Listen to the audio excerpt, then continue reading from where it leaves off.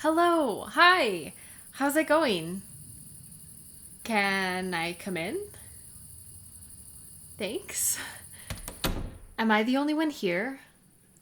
Oh. Well, I'm either 30 minutes early or 30 minutes late. There's really no in between. Can I help you with anything? Like setup or. What do you mean? What am I talking about? You're having a party here tonight, right? Oh my God, that was last night. No, I am so sorry. Here, I just walk into your house and hand you a bag of chips. Your roommate invited me. I must have written down the wrong day. I am so sorry. Oh, well, no, I'm not too upset. I kind of hate loud music and crowds. I was just trying to be a supportive friend. Failed a little on that. Oh, someone else is at the door. They sound kind of intense. Oh, okay, yeah, I'll get back. Why? You don't want them to know you're home? Why not? It's your ex? Are they stalking you or something? Are you for real? Wait, you're serious?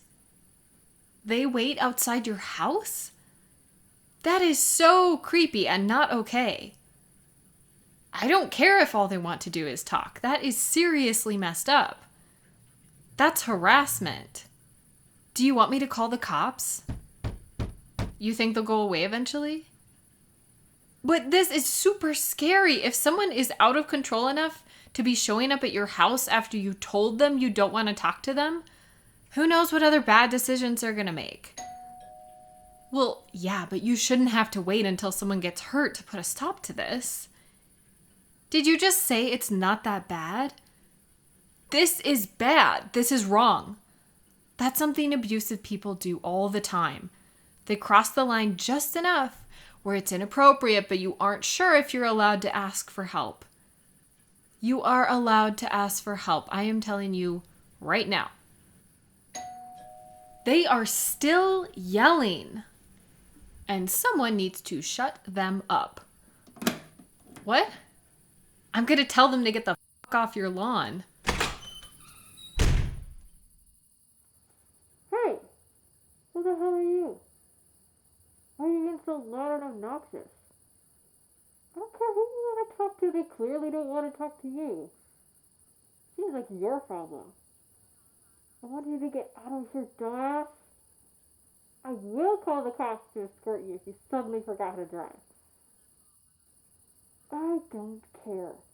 Doesn't matter who you are, you shouldn't treat anyone like this.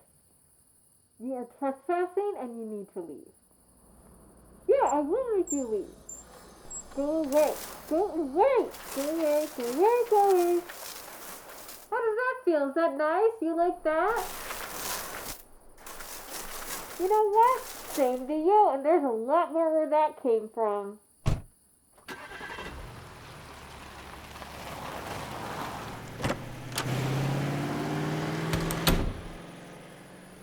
Oh, threat neutralized. No, they left. They are gone. They have serious boundary issues. Are you okay? Oh, yeah. Yeah, I'm all wet. I sprayed them with the garden hose. Yeah, it felt really good. Well, they needed to cool off anyways. They were yelling a lot of really hurtful things. Is that something new, or do they talk to you like that? Ugh, people who are abusive and manipulative will use your care and kindness to their advantage. It's okay to care about people, but it has to be done from behind the protection of appropriate boundaries. Your feelings are just as valid as theirs.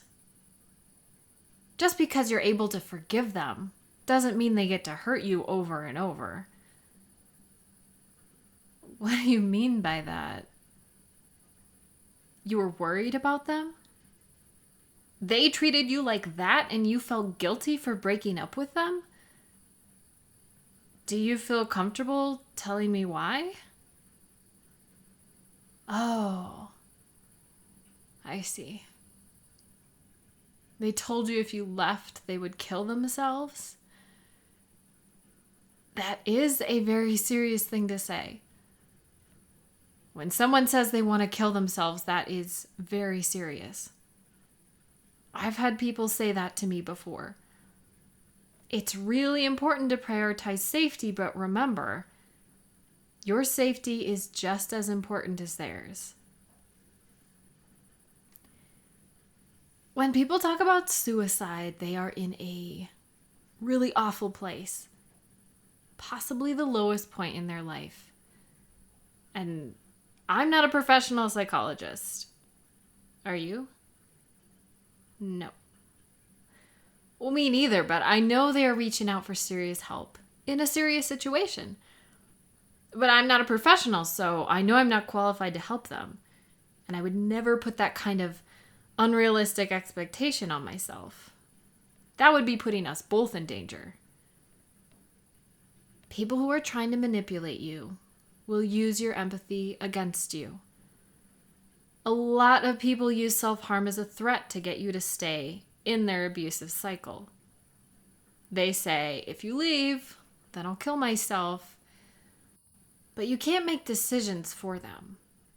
You can only control your own actions.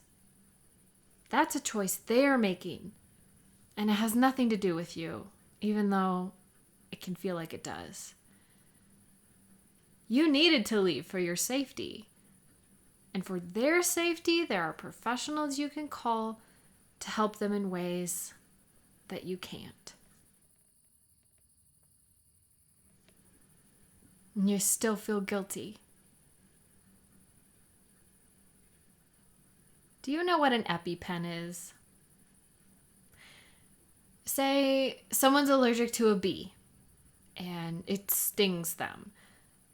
If they have anaphylaxis, an allergic reaction, their body is reacting so much in response to the bee that it can kill them. Their immune response goes into overdrive. If you administer medicine with an EpiPen, it stops that overreaction.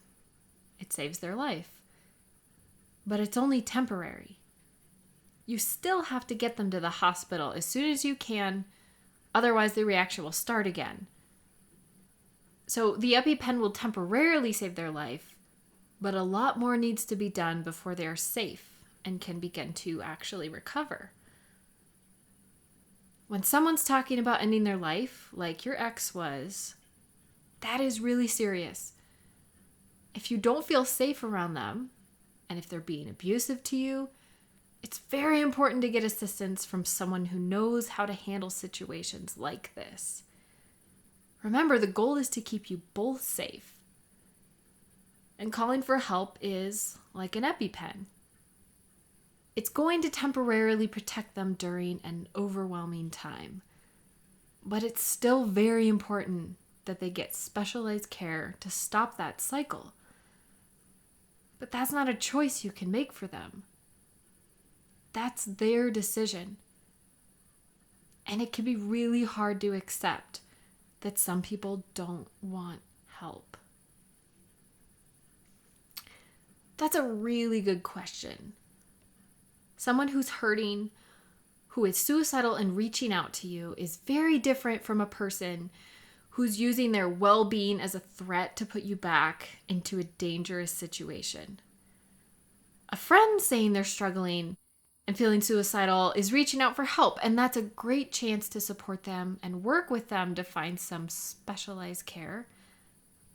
It's a chance to be there for them as a friend when they really need you. But making it conditional, saying if you don't comply to their demands that they'll hurt someone, including themselves, that's very abusive. You should never, ever feel guilty for prioritizing your safety. I mean, how can you help anyone else if you're not even okay? Breaking up with them was a difficult decision, but from what I've seen, it was the right one. They are choosing to treat you like this, and that's wrong. You are choosing to set boundaries, and that's amazing.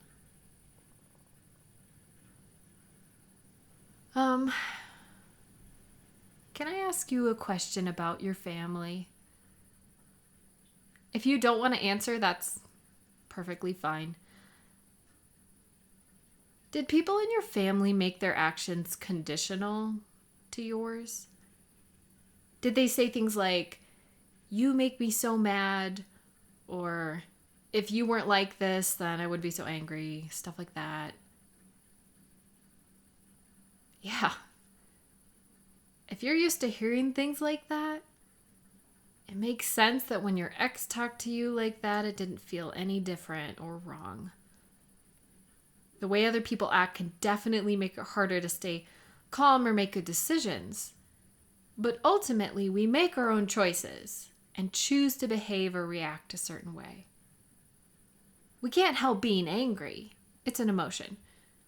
But we can choose how to react to that emotion. And other people's choices are not your fault, even though they affect you. I know all this because someone pointed out that I was being treated wrong by a person I was dating. And it really surprised me because all of it seemed really normal to me. So I started seeing a therapist, and it was just them saying, "That's wrong of them to do that or say that." And me being so surprised because it's all I'd ever known. It can take a really long time to figure out what's okay and what's not. But once it starts to make sense, it feels so amazing. You start to feel powerful once you know what you're worth. But you have to get used to a new normal. And that's not easy. It's worth it though. Yeah, actually, I have some recommendations if you're ever interested in going to see someone. It took me a while to find the right fit. All my therapists were really great people. I just had to find someone I clicked with, so I could get you some names of the people I met that were really awesome. Yeah, it can be expensive, but a lot of them use a sliding scale, so you pay based on income. I can help you find someone. I think that's a great idea. It can help so much to be able to ask, is this okay? Or is what this person said, is that appropriate? Because they have all this experience, and if all you've had is really awful relationships, it'll be great to ask someone with a different perspective. No, you shouldn't feel bad or ashamed or anything. You have no way of knowing. It's just been your experience. A lot of people. The important thing now is that you're past that and you can start living a better life. You can start meeting better people and making and establishing healthy relationships. No, it's fine. I'm glad we got to talk. This is way better than a party. Just connecting one-on-one. But I do need to borrow a towel because I am still soaking wet. Yeah, well, it was close range, so most of it ricocheted back off onto me. No, I'm happy to do it. I'll stand up for you anytime. You certainly deserve to be defended.